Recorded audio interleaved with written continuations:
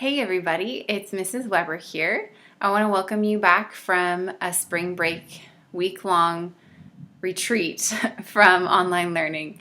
I hope it was restful for you. I hope you were able to experience Easter in a unique way. And now that we're diving back into some instruction over the next 6 weeks or so, I want to roll out something that's new for us. I don't want to ignore the realities of what it's like to have a complete disruption to what our learning used to be. And so I want to pivot my expectations and address the way that you guys are probably feeling, the way that you're experiencing the COVID-19 pandemic, what you see happening all around you. I want to give you an opportunity to process that. I can't think of a better place to do that processing than in a social studies classroom.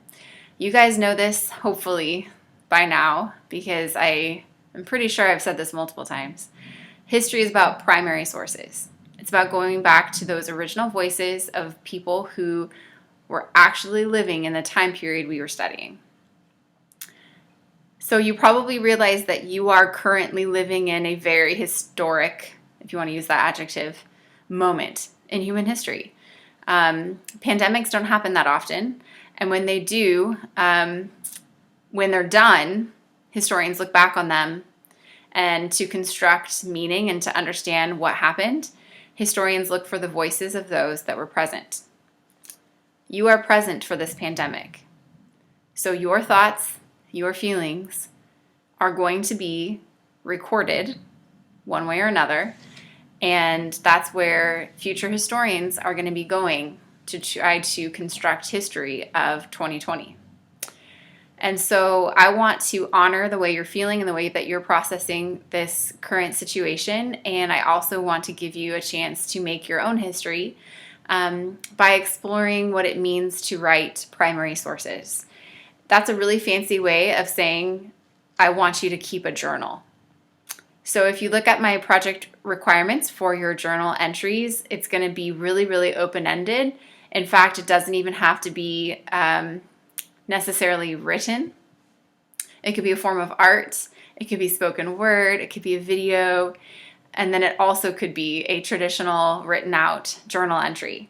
And I know I have expectations for you guys, and it's all listed out and you can read the Google Doc. But for this video, I actually wanted to show you an example. I think that's the best way to set expectations for something new, is for you to see where I'm hoping for you to go. So this is my journal entry for our first week. I just took like my actual journal that I already had. This was my next blank page. You'll see that I used a little bit of watercolor across the top because I love watercolor and I happen to have watercolor, so I used it. I'm hoping to do a different combination of colors every week that kind of reflects the season or the mood that I'm feeling. And so even just the colors that I'm using are part of my journal entry. I put the date at the top, and then I have some different categories. Some of the categories that I responded to, here I'll hold it up for you to see. Some of the categories that I responded to are my own, just from my own heart right now.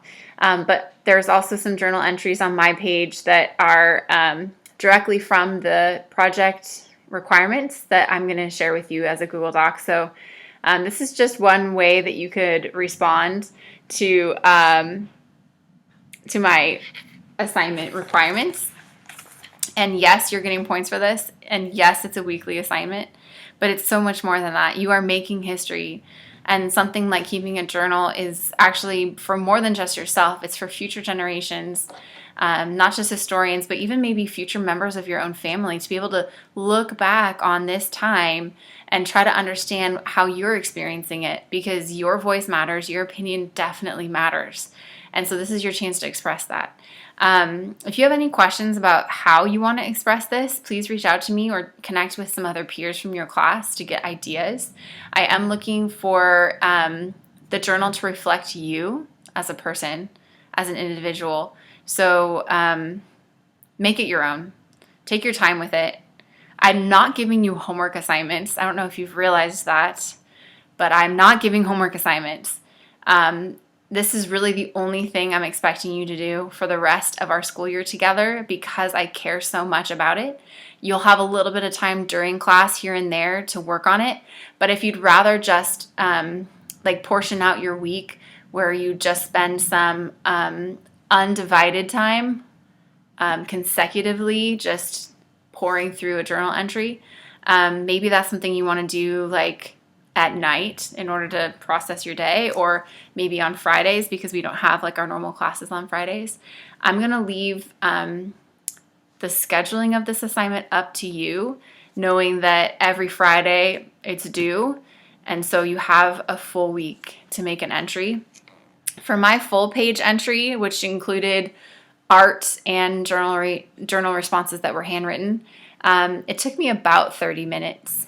I probably could have spent longer, but I'm hoping that you spend at least 30 minutes on your journal entry so that it's good. I want good quality. This is your opportunity to process what's going on all around us. So I'm excited to read through some of your thoughts. I'm really proud that we're embarking on this journey in the social studies classroom, that we are not just makers of history, we're actually keepers of history by doing something like this. So I think you should be proud of that too. And then, of course, if you have any questions, reach out to me.